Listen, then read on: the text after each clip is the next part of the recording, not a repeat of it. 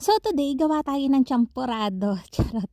Chocolate mousse cake to, pero champorado ang style. Bakit? Wala lang, gusto ko lang. Nag-bake na nga ako ng chocolate moist cake kagabi. Parang kinabukasan, moist na talaga siya.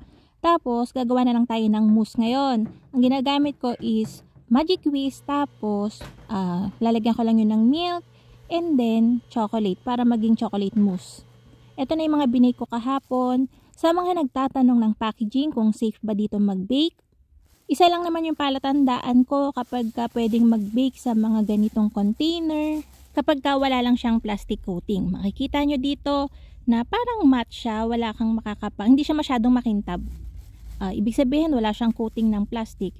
Itong nabili ko na to is 215 per 50 pieces, so 4 pesos and 30 centavos. So i-compare mo yan dito sa may packaging na merong plastic na coating. Diba? Makikita mo naman yung difference. So dito hindi ka pwede mag-bake diyan kasi may plastic nga siya. Ayun nga, habang umiikot na yung ating mixer ay nagtutunaw naman ako ng chocolate. Yung measurement nito, tansya-tansya lang naman ako lagi din eh. Hindi naman talaga ako, unless isi-share ko yung buong recipe, yun, nagme-measure talaga ako para sigurado. Pero most of the time, tansya-tansyahan lang yan, pacham-pacham. So ayun nga, habang namiikot siya and habang mainit pa yung chocolate, nilagay ko na kagad yung chocolate natin dun sa ating cream. Ang sarap nito. Oo, lalo na yung Magic Whisk. Masarap siya and stable, mabilis siya mag-set. Kahit hindi na tayo, since nasa container na naman siya, hindi na ako naglalagay ng gelatin. Pero kapag yung mga round cakes, doon ako naglalagay.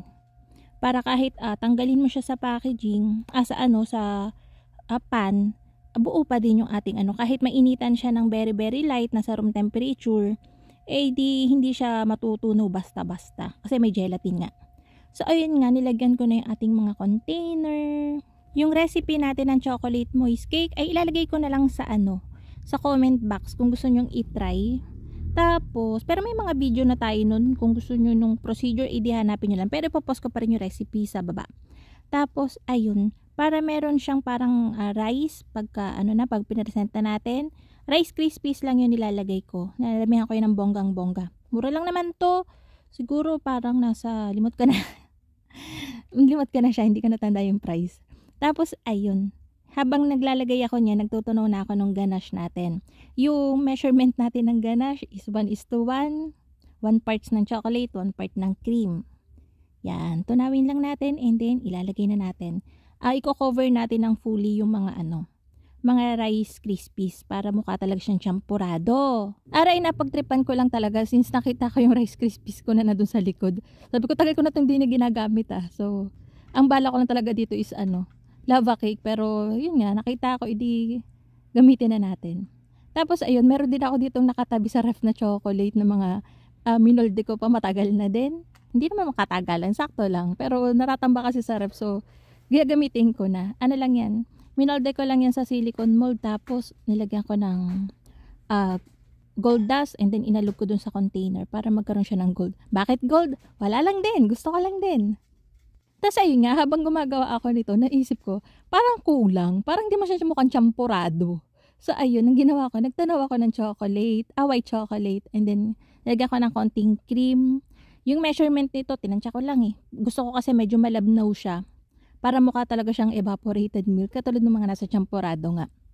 Tapos ayun, nilagay ko lang siya ng random para mukha talagang binuhos lang na evap sa champurado. Tapos sa pag-isip-isip ko, anong silbi nitong anong silbi nitong to? Chocolate na gold na to. Wala lang. Siguro isa-serve to kay Namon Dragon. So ngayon yung kadenang ginto. Wala lang. Trip-trip lang ba? Pero wala, maganda naman kinalabasan na. Mayroon pambasag lang yung gold na chocolate. So ayun lang. Napagtripan lang talaga. Bakit ba? Mukhang masarap. Tapos ayun nga, pagkatapos niyan, di-display na yan down. Napatawa ako dun sa champurado ng kadenang ginto cast. Bakit? Tapos ayun, meron ako dito egg pie, wala na kaming display, so magi-slice na tayo. Ayan patakam si ate, era yung egg pie natin, sarap yan. Tapos magi-slice na din ako ng mga brownies, kasi wala na ding display. Itutuloy ko sana to ng bakery vlog. Sabi ko, magmamasa na ako. Video ko na din para may bakery vlog tayo. Kaya lang tinamad na ako eh. Kaya yun, next time na lang. Tinamad ako kasi nawawala yung ruler ko pang slice. Kakairita talaga pag kami nawawalang gamit. Tapos, ayun, alam mo yung gagamitin mo na tapos hindi mo pa mahanap. Bawang ko ba? So, ayun lang. Sana nag-enjoy kayo sa video natin today. Magkita-kita tayong muli. Ito po muli alutong tinapay. Bye-bye!